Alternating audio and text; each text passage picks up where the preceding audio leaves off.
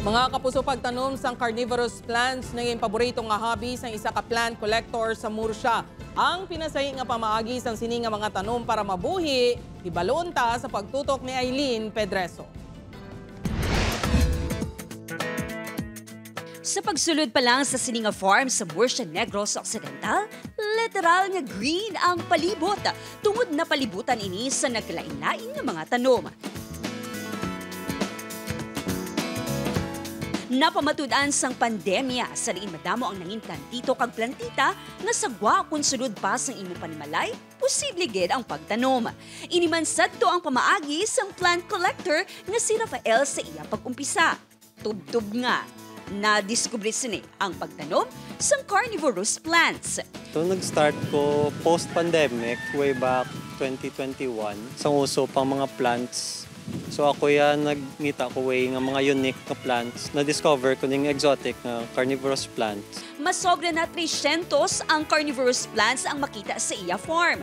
Isa diri ang Venus flytrap, nga kung nantawon, daw kasubo nga ordinaryo lang ini nga dahon.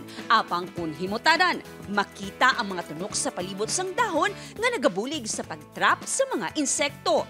May ara man sa feature plant nga kasubong sa Venus flytrap.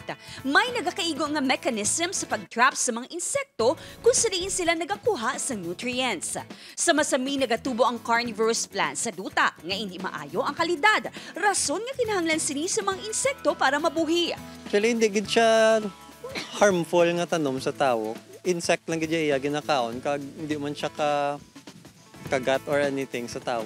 Luwas sa carnivorous plants, makitaan man diri ang matahom nga Sarracenia, pinggikula, kag madamo pa. Nag-umpisa sa isa ka hobby nga nagdala sa espesyal nga koneksyon sa gintukod nila nga grupo.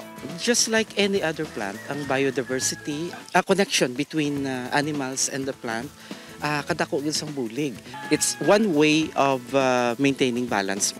Sa kalibutan nga karon, madamo na sang pwede kalingawan. May hobbies kasubong sang pagtanom nga wala dapat ginakalimtan. Upod Garuel Banggoy, Eileen Pedreso, One Western Visayas.